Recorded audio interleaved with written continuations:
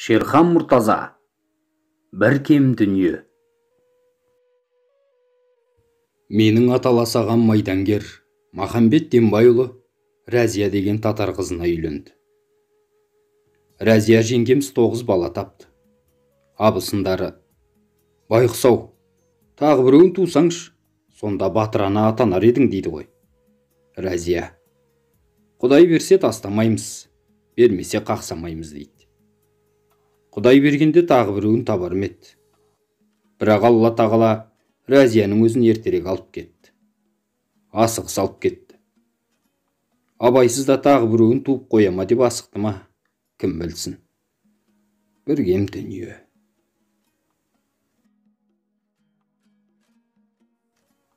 Қасиетті қарт Қаратаудың қойнауында Қарағай деген байдың 99 жирен қасқа тұлпары болыпты.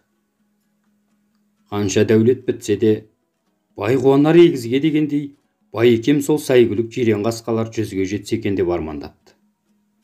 Бірақ Құдайдың құдіреті биелері қайтып жирен қасқа құлын тумай қойыпты. Сондай күндердің бірінде бай ауылына ел кезген бір дуана келе қалады. Қараса, астындағы аты жирен қасқа. Бай жігіттерін жұмсап дуананың атын тартып алады. Бұдан асқан қорлық, бұдан асқан зорақылық бола ма? Сөйтсе, дуана жай дуана емес, қызыр шалған әулие кісі екен. Таудан арқырап аққан аса өзенді бөгеп тастап, жирен қасқасымен өрге шапшып, бай ауылын қарғап кетіпті. Бай дәулеттен айырылып, қайтып мал-мүлік құтаймай қойыпты. 99 жирен қасқа хикаясын айтқан Өмірбек бай келді. Біреу ақ жетпеген. Дуананың қарғысынан Қарағай елі еңбек ері бай елдің тұсындаған арылған. Жалған дүниеден өртер алдында жарты әлемді жаулаған Әмір Темір жанындағыларға аманат айтты. Мен өлген соң жылап сықтап дауыс көтермеңдер. Оның түкке қажеті жоқ. Ажалды біреу айқайлап қорқытып қуады мекен. Киімдеріңді жыртып жынды адамша жүгіргеннен гөрі Алладан Аллаху Акбар деп маған мейірім тілеңдер. Жүрегімді жылыту үшін Фатиханы оқыңдар. Жарты әлемді жаулаған Әмір Темір де мейірімге мұқтаж. Бір кем дүние. Жарты әлемді жаулаған тағы бір жаһангер Александр Македонский Ескендір Зұлқарнайын өлген соң табыттан қолы шошаңдап шыға беріпті. Бір данышпан алақанына бір шөкім топырақ салған соң ғана қолы сылқ етіп табытқа түсіпті.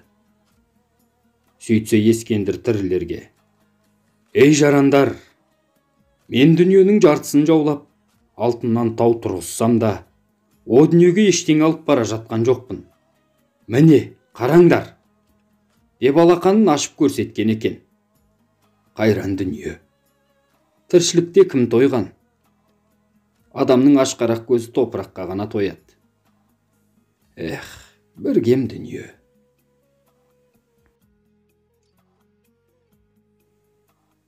Баяғыда бір патша, өзі құдай емес, құдайдан былай емес бола тұрса да, бір ұл балаға зар болыпты. Олым болса, мұрагерім болар еді-ау деп армандайды.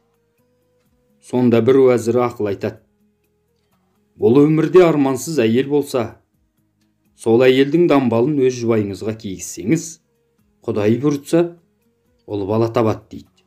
Содан соң патша жер-жерге шабармандар шаптырады.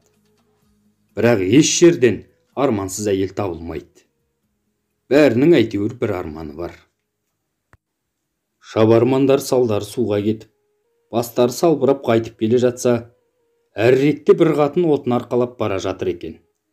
Шабармандар: бұл байғұста арман жоқ деймісің деп бұрылғысы келмесе де, кім білет, мүмкін жолымыз болар деп әлгі әйелді атқа мінгестіріп ала кетеді.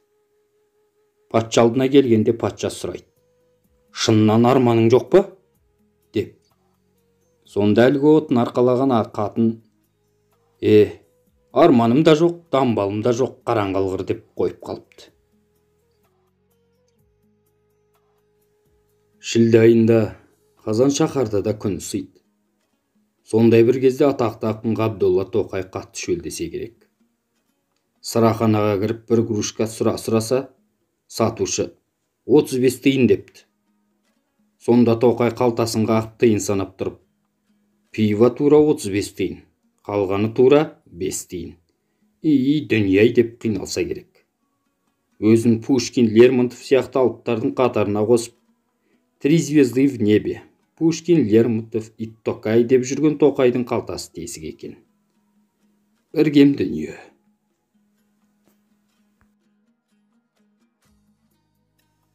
Ертеректе жазушылар одағының үйінде бір жазушының мерейтойы өтіп жатты. 90 жасқа толған той иесі көпшілікке алғыс айтып, мінберде сөз сөйлеп тұрғанда, арт жақтан біреу, әлеке, 100-ге жет деп айғайлады. Той иесі қаһарланып, ей найсап, 100-ден артық сан білмейсің бе деп ренжіді. Сөйткен әлекең 100-ді азырқанып жүргенде 96-ға келіп дүниеден өтті.